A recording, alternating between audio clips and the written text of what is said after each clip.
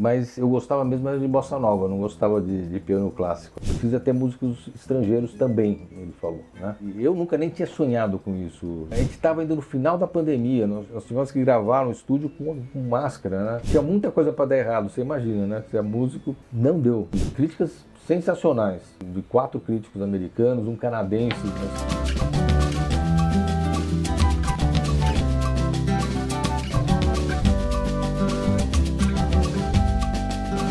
Olá, eu sou Zé Guilherme e você está aqui comigo no canal Entre Meios, um canal de entrevistas no YouTube com novidades toda quarta-feira.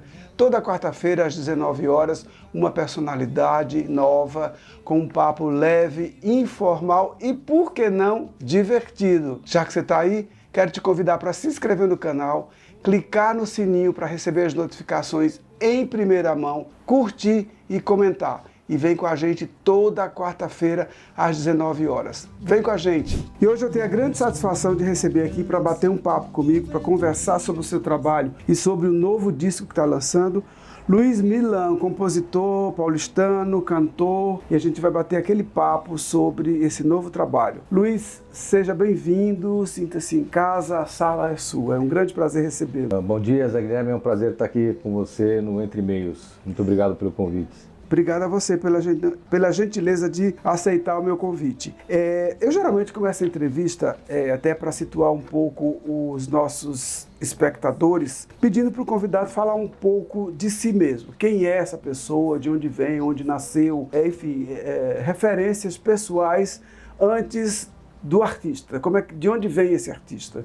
Conta um pouco para a gente, quem é Luiz Milan? Então, Zé Guilherme, eu nasci aqui em São Paulo, sou paulistano, desde pequeno, desde muito garoto, eu adorava música, estudei piano clássico na época. Isso foi na época do início da bossa nova, você imagina. Mas eu gostava mesmo de bossa nova, não gostava de piano clássico, né? Mas aquilo foi bom porque me ajudou a aprender piano, escalas, um pouquinho de teoria musical. Posteriormente, eu interrompi as aulas de piano, mas comecei a compor sozinho mesmo, na adolescência. Tive um pouquinho de aula de violão, mas minha paixão sempre foi a composição, desde aquela época. E ao mesmo tempo, sempre gostei muito também da medicina. Então, tive 2 paixões na minha vida, eu sempre digo, né? A música e a medicina. Entrei na faculdade de medicina, me formei, sou psiquiatra. E na faculdade, por coincidência, tinham muitos músicos naquela época, né? Excelentes músicos, por sinal. E a gente fazia apresentações, chegamos até a gravar um LP na época. Então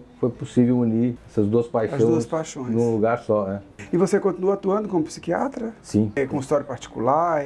Eu trabalhei durante 28 anos na Faculdade de Medicina da USP, okay, num grupo que dá assistência aos alunos e aos médicos residentes. Mas eu já saí de lá, me aposentei há uns 10 anos e daí me dedico ao consultório e à música. Né? Ok. 2 paixões interessantes, porque uma eleva a alma, né, que é a música, e a outra entende um pouco a alma. Quer dizer, as 2 acabam se conjugando aí, né? São 2 paixões que, na verdade, apesar de serem de áreas distintas, elas são muito interligadas, muito próximas. Né? Exatamente. Eu acho que a música, né, ajuda a desenvolver a sensibilidade, né, para cuidar das pessoas, e ao mesmo tempo é a minha terapia. E a psiquiatria também me ajuda a compreender, e a psicanálise, porque eu sou também psicanalista, né, que eu não falei, ajuda também a compreender a alma humana, e isso também ajuda a música, né? Então, com certeza. São duas junções aí muito interessantes.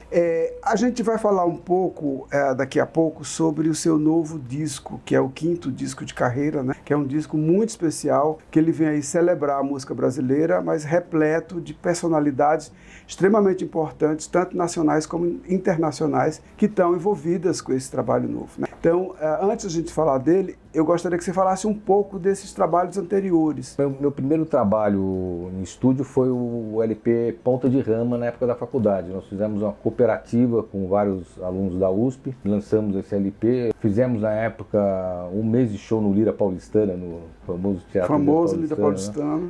E foi um sucesso, foi sempre lotado, foi muito bom. Então foi muito divertido fazer isso e tenho boas lembranças, né, dessa época. Depois eu me dediquei mais à medicina, apesar de ficar sempre ligado à música, compondo. E em 2011 eu lancei o meu primeiro CD, né, que se chama Entre Nuvens.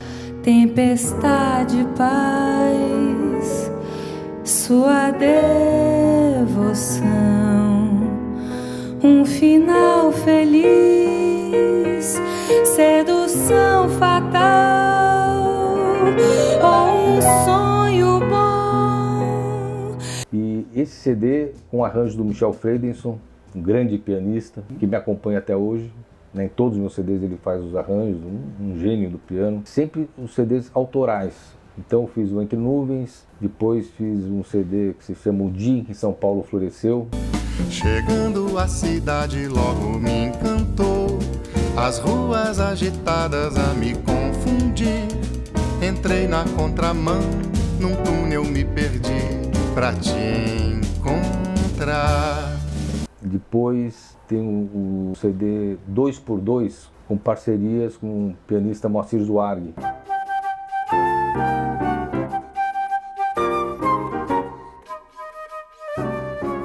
É um CD instrumental esse. Um CD instrumental, os outros são com letra, esse é um CD totalmente instrumental. Desse CD 2x2 nasceu também o meu primeiro DVD, que nós fizemos uma apresentação, e foi uma única apresentação, né, Guilherme, e deu para transformar em DVD. Foi incrível, né?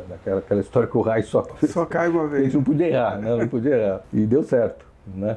Fizemos o DVD.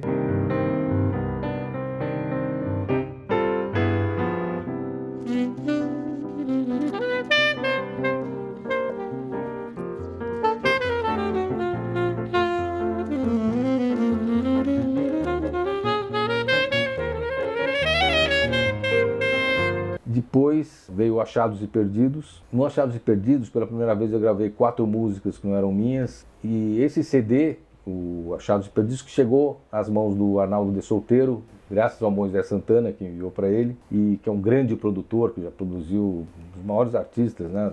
Tom Jobim, João Gilberto, Dana Kroll. O Arnaldo é um produtor sensacional, né? Conhecido no mundo todo. E o Arnaldo ouviu Achados e Perdidos e gostou muito e escreveu uma crítica no Instagram dele, elogiando muito o Achados e Perdidos. Então, quando eu realmente recebi esse disco do querido Milan, eu tô com o disco na mão porque eu tô obcecado por esse disco. E eu respondi para o Arnaldo, começamos a conversar por WhatsApp, e aí surgiu a ideia dele produzir um CD que é o mais novo filho. Exatamente. Então vamos aproveitar que a gente chegou no mais novo filho e vamos falar um pouco de Brasília Match. Olha só, um projeto gráfico super bonito. Ganhei aqui de presente, estou super feliz com uma dedicatória. Eu estou aqui com o CD, o mais novo filho do Luiz Milan, Brasília Match, um projeto gráfico belíssimo, super bonito. Eu tive o prazer de ganhar um exemplar aqui. Já ouvi o disco nas plataformas digitais, mas vou ouvir agora, podendo ler detalhadamente quem são os participantes, arranjadores, músicos, cantores e cantoras, enfim, dá uma viajada nesse projeto. Luiz, conta um pouco. Esse projeto é um projeto que, além de trazer um foco em cima da música brasileira, ele traz também uma gama de personalidades, de músicos, cantoras, cantores, instrumentistas, arranjador, de uma variedade grande, né, nacionais e internacionais. Conta um pouco como é que foi o processo de criação desse disco. Zé Guilherme, foi um processo longo. Quando o Arnaldo, né, aceitou produzir o CD, né, eu imediatamente falei para o Arnaldo, vamos chamar o Michel, que sempre fez os arranjos para mim. Eu faço questão que ele esteja presente. O Arnaldo aceitou na hora. E nós três passamos mais de 6 meses na pré-produção, né, discutindo a concepção do CD, como é que ele seria, onde que ele seria gravado. O Arnaldo imediatamente falou assim, olha, eu quero um CD que atinge o mercado aqui do Brasil, mas que também tem um acesso, né, uma penetração internacional. E para isso, precisa ter músicos estrangeiros também, ele falou, né? Eu nunca nem tinha sonhado com isso, né? Então é uma coisa, aquele sonho que a gente nunca sonhou, né? E o Arnaldo tem uma penetração com esses músicos muito fácil, né? Ele é respeitadíssimo, então ele tem um acesso fácil. Ele escolheu os músicos, estrangeiros. Os nacionais daqui do Brasil, a maioria são pessoas que já tinham gravado comigo, músicos maravilhosos. O Michel deu esse nome, né, Brazilian Match, que é o encontro entre esses grandes músicos brasileiros e estrangeiros. E então a gente tem participação assim de músicos espetaculares, né, que são lendas até, né, tipo David Sanborn, o Randy Brecker, temos o Mike Manieri. São músicos consagradíssimos. Músicos consagrados que trocaram com grandes estrelas, né? Eu vi no seu release, exatamente. Frank Sinatra, com Paul McCartney. Paul McCartney. Todos esses músicos aceitaram, foi incrível, né? Eles têm um respeito pela música brasileira muito grande, devo perceber isso, né? Grandes intérpretes também, né? A gente tem Alice Sawyer, tem o New York Voices, que é um grupo vocal de Nova York, respeitadíssimo lá fora. Ellen Jones, é uma cantora também lá de Los Angeles, espetacular. Tem a Lisa Ono. A Lisa Ono nasceu aqui no Brasil, mas é radicada no Japão, né? E uma grande cantora francesa chamada Clementine, que participou também. E o Arnaldo sugeriu também versões para o inglês e para o francês. O Peter Eldridge, do New York Voice, fez uma versão para o inglês, a Alice Sawyer também, e a Aaron Johnson, fizeram 3 versões. E a minha mulher, a Marília Milan, fez 2 versões para o francês. Então foi isso. E daí nós gravamos a base aqui, no estúdio Arces, aqui em São Paulo. O Michel escreveu todos os arranjos, era uma pilha, uma coisa absurda. Imagina. E enviou as partituras e as bases para fora, né? E daí, com algumas orientações, e foi muito interessante porque eles entraram no espírito da música brasileira. A gente falava, olha, canta lá João Gilberto, né, sem muito vibrato, né, e eles fizeram isso, né? E foi muito bacana. A Ellen Johnson até me emocionou porque ela gostou tanto da música, né, que ela fez a versão, que seria o Bosque de Jacarandás. Ela plantou um jacarandá no jardim dela, né? E todos adoraram, foi uma experiência muito boa. Eu sempre gosto, quando a gente fala da produção do disco, como é minha área, eu sempre gosto de fazer um parênteses e falar um pouco no volume de trabalho que a gente tem quando a gente resolve produzir um produto. Exatamente. Em geral, as pessoas não têm essa noção de como a gente tem que trabalhar para conseguir fazer o produto acontecer. A gente leva meses, por exemplo, você falou 6 meses de pré-produção, sem falar nos meses de produção, sem falar em toda a logística de grava aqui, manda para ali, traz de volta, mixa, masteriza, enfim. Tem todo um processo, desde a ideia inicial de vamos fazer tal coisa, até chegar ao produto final. Eu sempre gosto de ressaltar isso porque eu acho que existe um mito, né, no meio, em geral, das pessoas que não são muito próximas do meio musical, de que é fácil fazer isso, de que isso acontece de uma forma muito rápida, né? A gente pensa hoje e amanhã está pronto. E não é bem assim. É um estado de inspiração constante, né, que não condiz com a realidade. A gente tem que trabalhar muito para conseguir colocar em pauta um produto. Exatamente, eu acho que você falou uma coisa fundamental, né? Que é muito importante. Nós demoramos 6 meses na pré-produção e mais de 6 meses fazendo o CD. O público em geral acho que não sabe muito bem o que significa, né? Mas a mixagem é você, né, equilibrar toda a sonoridade, isso, né? Instrumentos, voz, enfim, de forma que fique harmônico, né? Que harmonize tudo. E a masterização depois pega tudo isso já em estéreo e né, vê a compressão, né? Exatamente. E padroniza, né, para um nível de áudio que seja... Todas as faixas seja tudo igual, não fique igual. Uma faixa mais alta que a outra, uma mais... Como dizer assim, é uma pasteurização, né, a masterização do conjunto todo para que ele fique com a mesma vibração sonora, né. Eu sempre gosto de ressaltar isso antes de falar, mas agora eu queria que você falasse um pouco do CD em si, das faixas, quem participa, de quem são as composições. São muitas, se você quiser escolher algumas para ressaltar aí, para a gente dar uma panorâmica para os espectadores sobre o disco, né? Esse disco desse projeto. Eu estou encantado com o projeto, maravilhoso. É uma capa, desse artista é o Sérgio Pinheiro Lima, né? Fez essa capa, todo o design gráfico da Lulu de Balieiro. Sensacional. Ele me lembrou muito, esse projeto gráfico, um projeto dos anos 2000 por aí, chama Brasil Lounge. foi lançado em Portugal e eu tive a honra de ter uma das músicas do meu primeiro disco incluídas nesse projeto. E é um projeto muito parecido em termos da riqueza de concepção, né? Tanto do ponto de vista gráfico como do ponto de vista visual mesmo, né? É um projeto, fiquei encantado com isso aqui. E é muito importante, né? Porque o encarte tem todas as informações, né? Então tem todas as letras, todos os músicos que participaram de cada música, né? É bem completo, coisa que no streaming a gente não tem, né? Não tem mais. A gente não consegue nem Perdemos saber. Isso. Perdemos isso. A gente não sabe nem quem fez a música, né? Mas você tinha perguntado sobre as músicas, né? Isso. Então, esse é um CD autoral, Guilherme. Então, todas as músicas são de minha autoria em parceria. Eu escolhi músicas com parceiros.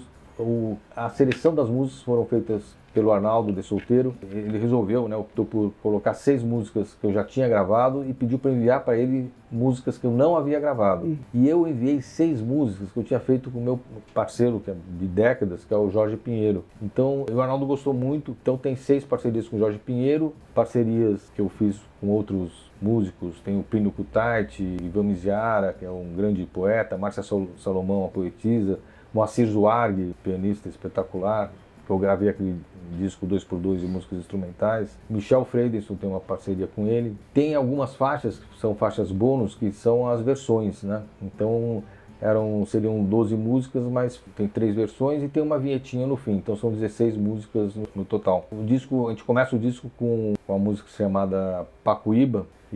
É uma praia, né? Uma praia de Ilhabela. Uma praia de Ilhabela belíssima. Eu não conheço, mas eu conheço de nome e sabia que era uma... É bem bacana. E essa música eu fiz com o Jorge Pinheiro. O Arnaldo pediu para que eu interpretasse essa música, então eu sempre falo, né? Eu não sou cantor, eu canto, mas eu sou compositor cantando, é diferente, né? Eu sempre falo cantor é o Milton Nascimento, Frank Sinatra, a gente canta. Mas o Arnaldo achou que seria importante, então eu interpretei essa música. O arranjo do disco todo é do Michel. Nessa música, como a gente se baseou muito no arranjo que o Jorge já tinha feito, ficou dele e do Michel. Ele modificou um pouquinho. E tem a participação de um grande guitarrista, que é o John Tropea, nessa música. Ela e eu fiquei sem jeito no mar de Ilhabela. E foi interessante, porque essa música ela foi inicialmente feita para ter sopros, mas a guitarra do John Tropea ficou tão bonita, que a gente mudou a concepção depois da gravação dele, já na mixagem. Depois tem o Edu Ribeiro na bateria, né? Silvinho Mazuca no baixo, então músicos espetaculares. A segunda música, o Full Moon. O Full Moon é uma versão do Lua Cheia, que depois tem mais pra frente em português, que foi feita como eu falei, pelo Peter Eldritch e é interpretada pelo New York Voices. E tem a participação de um grande contrabaixista que é o Mark Egan, sensacional. Most content on the water, it is there we will make our home. A participação dele. Em seguida, acho que é o Andar Descalço, né? O Andar Descalço também é parceria com o Jorge. É uma música, é um samba, é um sambão mesmo, né? E que eu comecei a fazer quase até metade, mais que a metade até, daí faltava um pedacinho, pedi pro Jorge me ajudar a terminar. E é um poema de um grande poeta que é o Ivan Miziara, que ele é um jornalista, médico. É uma letra muito interessante, que ele fala sobre o Brasil, o que é o Brasil, de uma forma muito interessante, né? E é interpretada pela Gianna Viscardi, uma grande cantora que já participou de outros discos meus, e aqui ela participa em 2 canções. E aqui tem o solo do trompete do Randy Brecker, espetacular, né? O Randy Brecker tocava com Frank Sinatra, dos irmãos Breckers, né? Então é uma lenda já do jazz, né?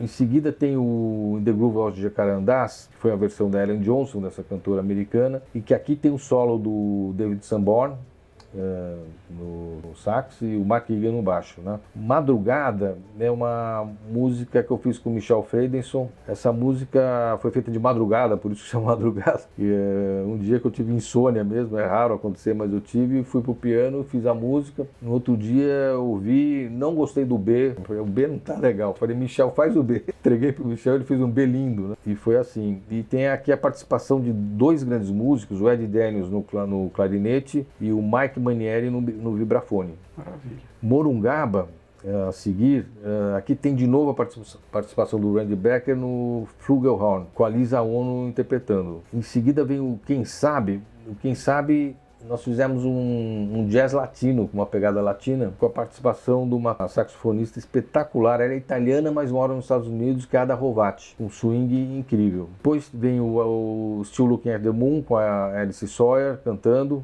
e foi a versão dela, também em parceria com o Jorge, né? O Sopro de Esperança eu cantando com a Giana. Montparnasse, que é uma versão para o francês, feita pela Marília, como eu falei, interpretada pela Clementine. Aqui tem um solo de clarinete espetacular do Eddie Daniels nessa música, né? Muito bonito. Depois vem o Que os Ventos Limpem os Tempos, que é parceria com a Márcia Salomão, que a base da música toda é um quarteto de cordas. Finalmente, Ecos da Juventude, parceria com Jorge Pinheiro, e ele participa também dos vocais, né? Depois, nas bonus tracks, são 4, tem Morungaba em francês com a Clementine, o Full Moon, que é o Farrapos de Lua, em português eu cantando com o Jorge, Farrapos de Lua com a Gianna Viscardi, e o Lua Cheia cantando com o Jorge, com a participação do guitarrista Barry Finnerty. E finalmente o Século XXI, que é uma vinheta que eu falei, com Humberto Kleiber de Souza. A máquina das coisas funciona ininterruptamente. O Humberto fez aquele primeiro grupo do César Camargo, o Sambalanço, era ele, o Ayrton Moreira e o Kleiber, né? E o Kleiber que aqui tocando harmônica. Então foi isso, esse CD ele foi gravado então aqui nos Estados Unidos, na França, no Japão e na Itália. Bom, aí vamos falar um pouco, aproveitar essa deixa, vamos falar um pouco, como é que foi essa logística, como é que você conseguiu organizar essas coisas para esse tour mundial de gravação aí? Olha, na verdade, assim, quem organizou mesmo foi o Arnaldo, né, que fez o contato com todo mundo. A gente estava ainda no final da pandemia, nós tivemos que gravar no estúdio com máscara, né, e então a agenda desses músicos incríveis estavam mais tranquilos. E acho que isso, se fosse hoje, acho que não ia dar, a gente não ia conseguir. Mas o Arnaldo fez o contato e o Michel, super organizado, a partir do momento que o Arnaldo contatava e eles topavam, aí passava a bola para o Michel. E o Michel conseguiu organizar tudo isso, né? Depois receber de volta e fazer a mixagem. Nesse percurso, tem alguma coisa que te chama atenção, algum fato inusitado, alguma coisa que aconteceu? A gente mandou para não sei para onde, aí perdeu-se o material, enfim, alguma coisa inusitada, algum fato? Por incrível que pareça, não, deu tudo certo.